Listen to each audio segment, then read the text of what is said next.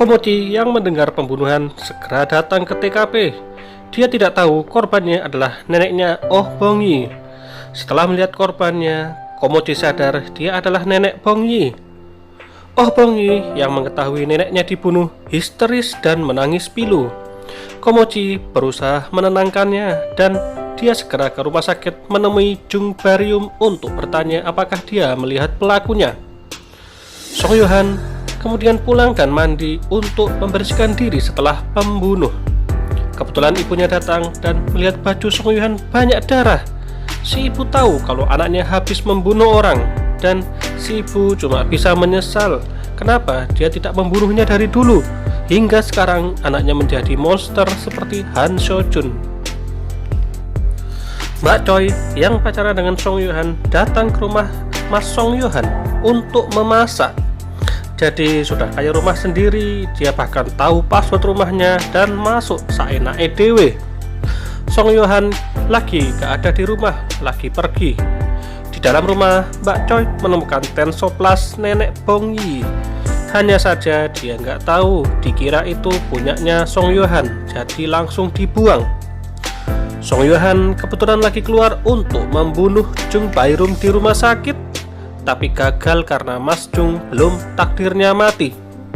Keesokan harinya, Mas Jung yang sudah keluar dari rumah sakit bekerja sama dengan Komochi untuk menyelidiki kasus kematian nenek Bong-yi. Dan dimulai dari menyelidiki CCTV keberadaan nenek Bong-yi pada hari kematiannya, tapi belum mendapatkan petunjuk apa-apa. Sung Yohan yang melihat Komochi di luar rumahnya mondar-mandir menyelidiki kemana nenek Bong-yi pergi, segera telepon temannya yaitu Mas Bowo. Dia bilang, kalau polisi tanya-tanya tentang saya, bilang kalau kamu bersamaku, kata Sung Yohan pada Mas Bowo buat alibi. Sementara itu terjadi penculikan anak kecil, dan penculiknya siapa lagi kalau bukan Song Yohan. Dia minta Komochi mencari sebab pembunuhan berantai yang dia lakukan. Kalau Komochi nggak bisa menjelaskan teka-teki ini, anak itu akan mati, dan penculik minta Komochi tampil di TV untuk siaran langsung menjelaskan dan diberi waktu 4 hari. Komochi segera melakukan persiapan untuk acara yang diminta si penculik.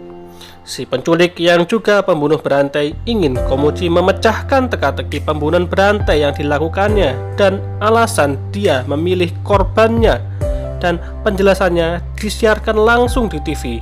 Itu syarat agar anaknya yang diculik dikembalikan dengan selamat. Komochi sebenarnya sudah diingatkan oleh Pak Polisi yang waktu kecil dulu bertanya sama dia, sudahlah, hentikanlah, gak usah diteruskan, jangan turuti kemauan si pembunuh, karena kamu bukan berhadapan dengan manusia, kamu berhadapan dengan monster, kata bapak yang anggap saja namanya Pak Kintil. Dari pihak stasiun televisi juga sudah membatalkan agar siaran langsung ini dihentikan, tidak ditayangkan gitu loh. Tapi ibu dari si anak memohon sampai bersujud kepada Komochi, tolong lakukanlah siaran, selamatkan anak saya. Akhirnya karena permohonan si ibu ini, Komochi tetap melakukan siaran langsung dibantu oleh Choi Hong-ju, dan mereka melakukan persiapan segala macam apa yang dibutuhkan dalam siaran langsung besok untuk menuruti keinginan si pembunuh Song Yohan ini, si psikopat edan.